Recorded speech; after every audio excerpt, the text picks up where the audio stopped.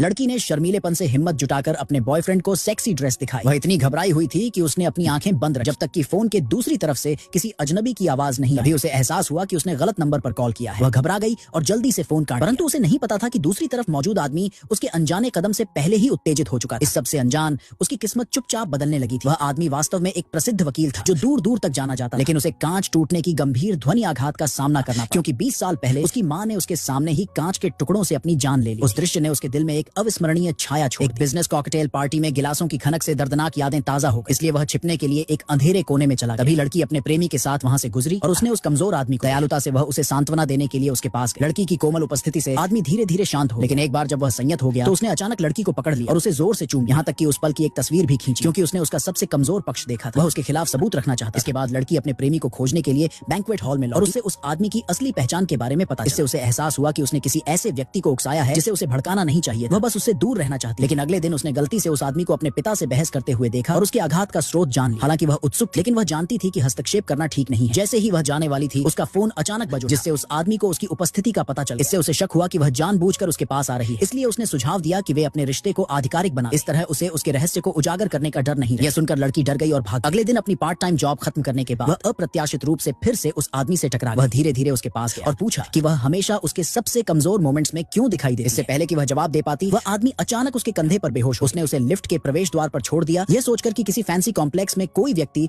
निश्चित रूप से बुखार से पीड़ित व्यक्ति को नोटिस कर। लेकिन उसकी दयालुता ने उसे वापस लौटने पर मजबूर कर दिया, इसलिए वह उसे घर ले। जब वह जाने वाली थी तो उस आदमी ने अचानक उसे पकड़ लिया और नींद में ही अपनी मां को पुकारने लगा। उसे इतना दयनीय देखकर लड़की को अपनी मां द्वारा त्याग दिए जाने का दर्द याद आया, इसलिए वह उसकी देखभाल करने के लिए उसके पास ही रही। लेकिन जब वह जागा तो उसने उस पर जानबूझकर उसके पास आने का आरोप लगाया। उसके संदेह ने उसे क्रोधित कर दिया। वह भड़क गई और उसे पागल और अनुचित कहा। जाने से पहले उसने उसे अपनी बात बताई। अगले दिन लड़की ने अपनी सबसे अच्छी दोस्त के लिए ग्रेजुएशन ड्रेस ट्राई की। उसकी सहेली उसकी सुंदरता से चकित और उसने उसे अपने बॉयफ्रेंड को वीडियो कॉल करने के लिए कहा। लड़की ने हिम्मत करके कॉल किया, लेकिन गलती से उस आदमी को फिर से डायल कर दिया। उसने शर्म के कारण अपनी आंखें बंद रखी। जब उसने उस आदमी की आवाज सुनी तब उसे अपनी गलती का एहसास हुआ। उसने जल्दी से फोन काट दिया, लेकिन उसे पता नहीं वह आदमी पहले से ही उसके कारण उत्तेजित और बेचैन था। अपनी लालसा का विरोध करने में असमर्थ था। वह उसे खोजने के लिए चला। लड़की ने उसे देखते ही भागने की कोशिश, लेकिन उसने उसे पकड़ लिया। उसने जल्दी से समझाया कि उसने गलत नंबर पर कॉल किया और उसे कहा कि वह उस सुबह जो कुछ भी हुआ उसे भूल जाए। लेकिन उस आदमी ने उससे कहा कि वह कभी कुछ नहीं भूलता। फिर उसने उसे घसीटते हुए कहा कि वह उसे कुछ दिलचस्प दिखाना चाहता। वह उसे एक शानदार रेस्टोरेंट में ले गया जहां उसने अपने प्रेमी को एक अमीर लड़की के साथ अंतरंग होते देखा।